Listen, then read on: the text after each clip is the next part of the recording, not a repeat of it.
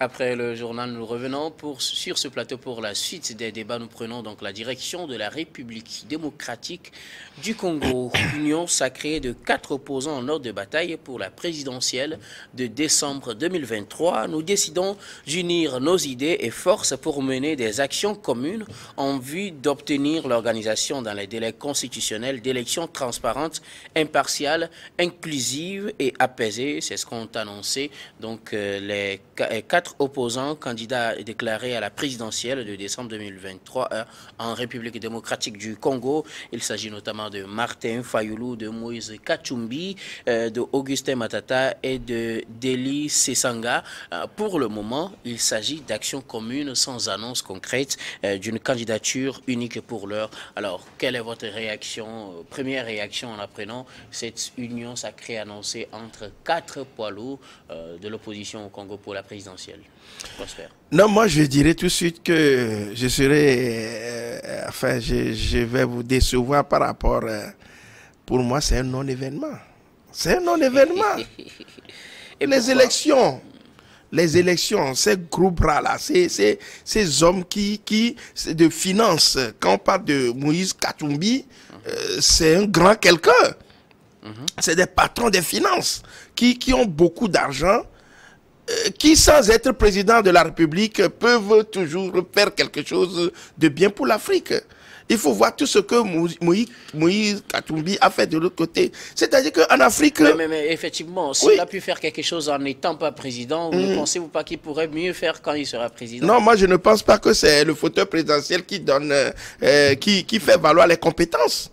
Le fauteuil présidentiel, c'est créé par qui? Pas des gens venus d'ailleurs qui nous imposent une façon de faire. Vous savez, l'élection c'est en cette année, fin d'année 2023. Ouais. Et les gens se battent pour ça. Et le développement, on le laisse où? Et le M23, on le combat où? Qui viendra combattre M23? Ce sont des allégations. Peut-être qu'en changeant de tête, non, mais je dis c'est faux. C'est ça, le M23 va rester. Quand Moïse Katumbi ici, c'est lui qui prend le pouvoir, vous allez voir même cette coalition-là serait, à un certain moment donné, va s'éclater parce que chacun va tirer le drap de son côté, les intérêts. Vous voyez à peu près. Donc pour moi, c'est un non-événement, c'est une façon de distraire le peuple congolais, de mettre à mal donc la cohésion nationale avec cette histoire de président et l'exorbitante somme qu'on va encore dépenser pour ça, alors que quelque part dans les coins et recoins de la RDC, il y a de ces pauvres-là qui croupissent sous la faim, qui n'ont même pas un seul repas. Vous auriez préféré qu'on n'organise pas les élections? Moi c'est-à-dire que pourquoi ne même pas détruire les frontières en Afrique pour que l'Afrique soit unique. C'est-à-dire que cette espèce de connivence dans laquelle vivaient les Africains avant la conférence de Berlin de 1984-1985 où on a balkanisé l'Afrique qui crée aujourd'hui, on est venu avec les républiques alors que nous avons des empires qui s'entendaient entre eux. Il y avait à l'époque des empires aussi des guerres. Non, écoutez, qui a écrit l'histoire? C'est toi qui as écrit l'histoire, ce sont eux qui sont venus. Non, écoutez, tout ça là, c'est de la désinformation. Ils sont venus créer l'histoire pour eux, pour les arranger, pour pouvoir justifier les dégâts qu'ils ont causés en Afrique. Pour moi, quand on parle d'élection présidentielle, on parle d'élection.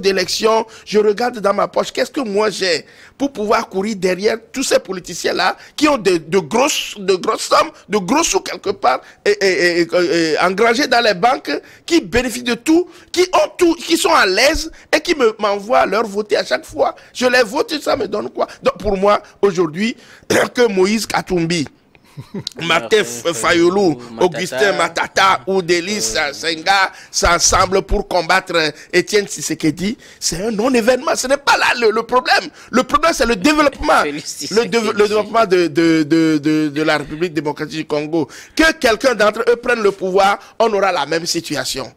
que quelqu'un d'entre eux vienne prendre le pouvoir, on a la même situation. Mais est-ce que quelque part on n'est pas en contradiction avec la logique si on a voulu que les gens passent et que jusqu'à présent, tout dernièrement c'est Kabila qui est parti, Kabila fils qui est parti, c'est Félix Tshisekedi qui est là, et puis on arrête le processus, on dit bon, non, on va plus faire d'élection. Moi je dis depuis la base tout est faussé. Cette histoire de république, deuxième république, troisième république, quatrième république, ça donne quoi aux Africains? Ça crée de la désunion, ça crée les conflits. Pour moi, donc, que ces gens-là annoncent qu'ils vont être ensemble pour combattre Etienne Tshisekedi, moi je dis, pour moi c'est un non-événement.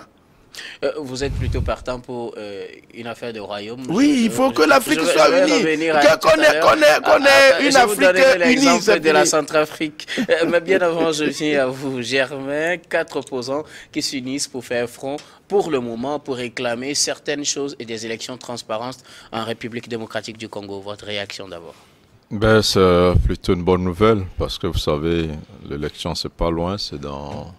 C'est dans quelques mois, c'est en décembre. Oui, dans quelques mois. Et il faut se lever tôt. Donc, je pense déjà que leur sortie est une réponse à une autre union sacrée qui a été construite donc, autour du président Tshisekedi, qui va être probablement candidat à sa propre élection et qui a réuni aussi autour de lui des poids lourds de la politique congolaise, des anciens opposants, des alliés de Kabila qui sont revenus vers lui avec des grands noms comme Jean-Pierre Bemba, Vitel Kamere et tout ça. Donc, eux, ils ont signé un pacte, une constitution d'ailleurs pour la présidentielle prochaine, donc avec un engagement de tous les acteurs qui sont des poids lourds aussi, de soutenir le ou les candidats qui seront choisis au nom de cette union sacrée-là. Donc, en réponse, c'était normal que l'opposition aussi s'organise.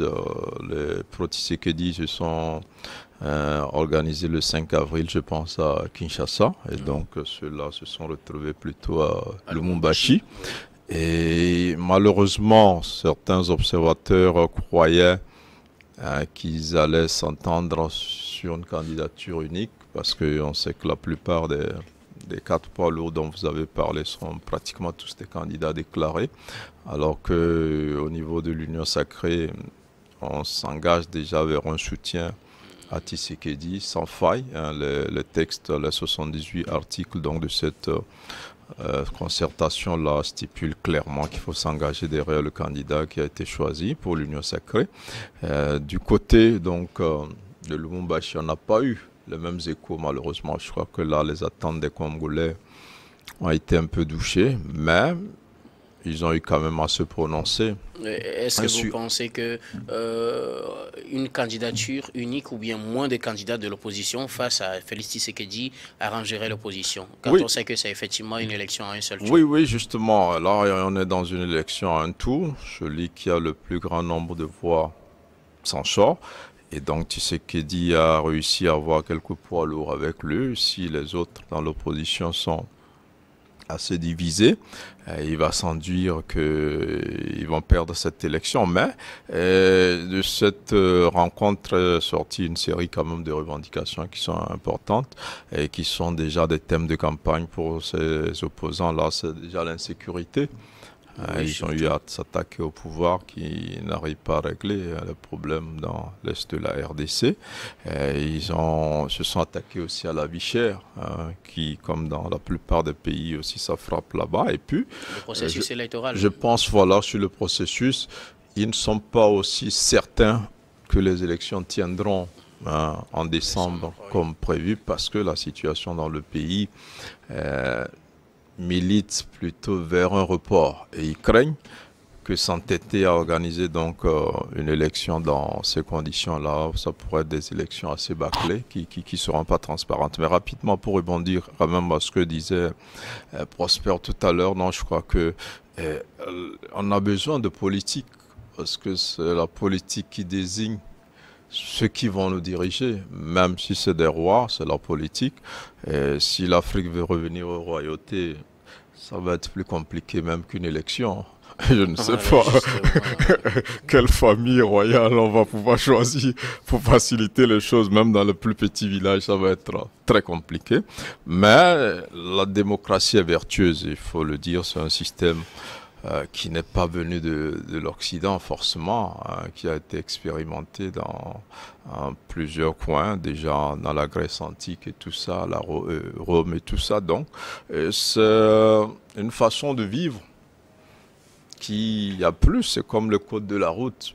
On ne peut pas dire les feux tricolores ne sont pas, c'est pas bon. Il faut laisser un policier plutôt pour quelqu'un, vous voyez. Donc, on est dedans. On peut peut-être, là où par moment je suis d'accord avec lui, c'est parce qu'on a perdu toutes les valeurs africaines. On a troqué contre les valeurs occidentales alors que nous ne sommes pas des occidentaux et donc nous singeons les occidentaux, on le fait mal. Mais les élections, à mon avis, on devrait faire l'effort de réussir des élections transparentes et après que nos dirigeants soient plus responsables et qui se consacrent à ce pourquoi ils ont été élus. C'est le bien-être. Maintenant, quand on prend un gars comme Katumbi qui a réussi à faire dans son coin des choses extraordinaires, on pourrait imaginer qu'une fois à la tête du pays, il pourra mieux faire. On a vu les cas au Bénin où un homme d'affaires comme Talon n'avait pas besoin forcément d'être président. On a vu un autre gâchis au Nigeria avec Abiola qui... Peut-être là, il a raison, on n'avait pas besoin d'être président et qui est mort dans ces histoires-là parce qu'il réclamait une victoire qu'il n'a jamais eu finalement. Mais je crois qu'il faut encourager plutôt les citoyens à s'intéresser à la politique.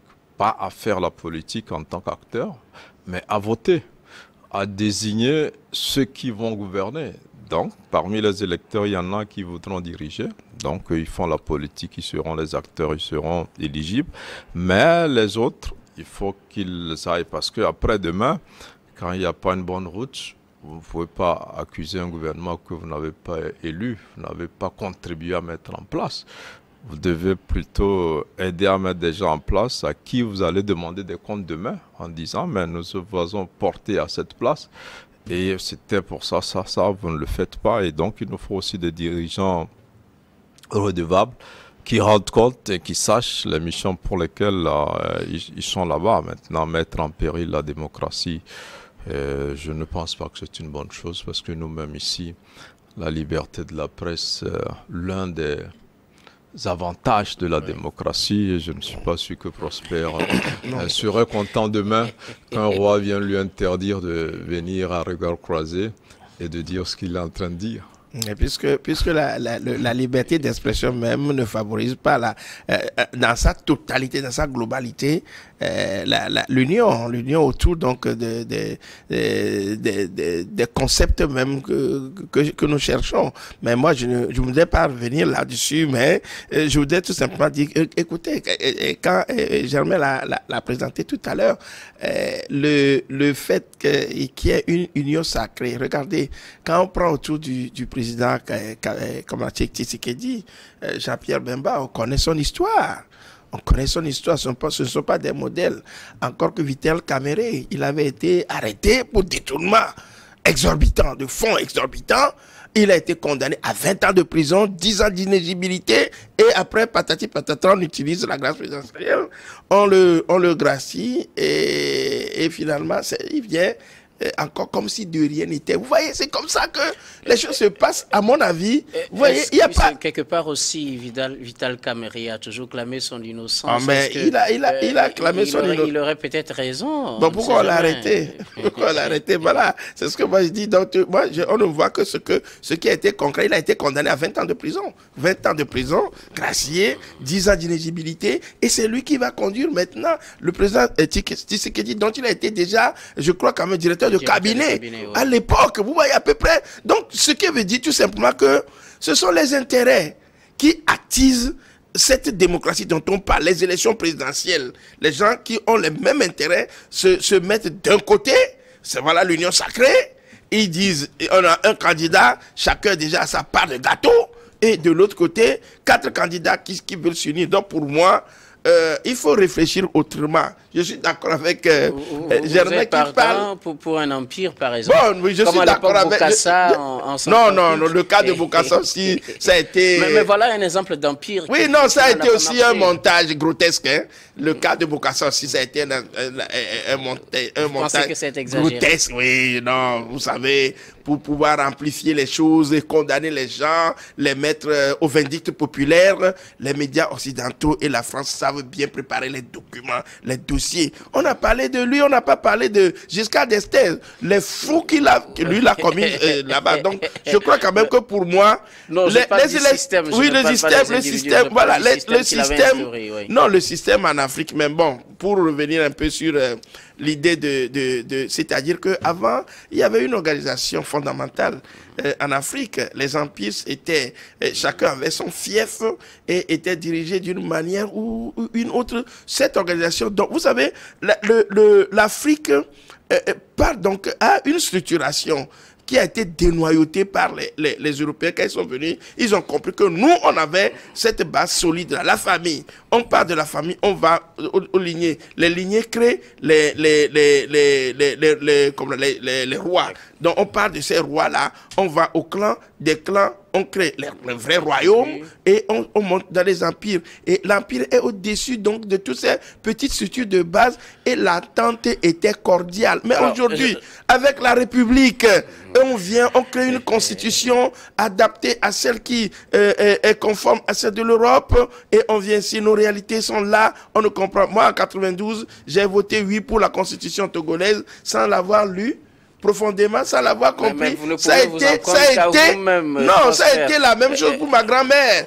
On lui a dit, vote ça, c'est la meilleure. Et on a voté après. Ma dernière question, puisque le temps est contre nous, je sais que vous n'êtes pas très en faveur des affaires de démocratie, mais je vais quand même vous poser la question, parce qu'on sait que cette coalition des opposants organise des manifestations pour le 13 mai prochain, pour dénoncer la vie chère, Germain l'a dit aujourd'hui, la vie chère, le processus électoral, mais aussi l'insécurité. Pensez-vous que la situation dans l'Est de la RDC jouera contre la candidature ou bien la réélection de Félix Tshisekedi en quelques secondes? Quel que soit le candidat qui viendra, il aura des problèmes. Je crois que le cas de l'Est avec le Kivu, Kivu du Nord Kivu, l'Ituri, tout ça là, je crois quand même que c'est un problème profond qui est né donc de la division du saucissonnage de l'Afrique avec ses frontières qui franchement n'ont rien respecté. Donc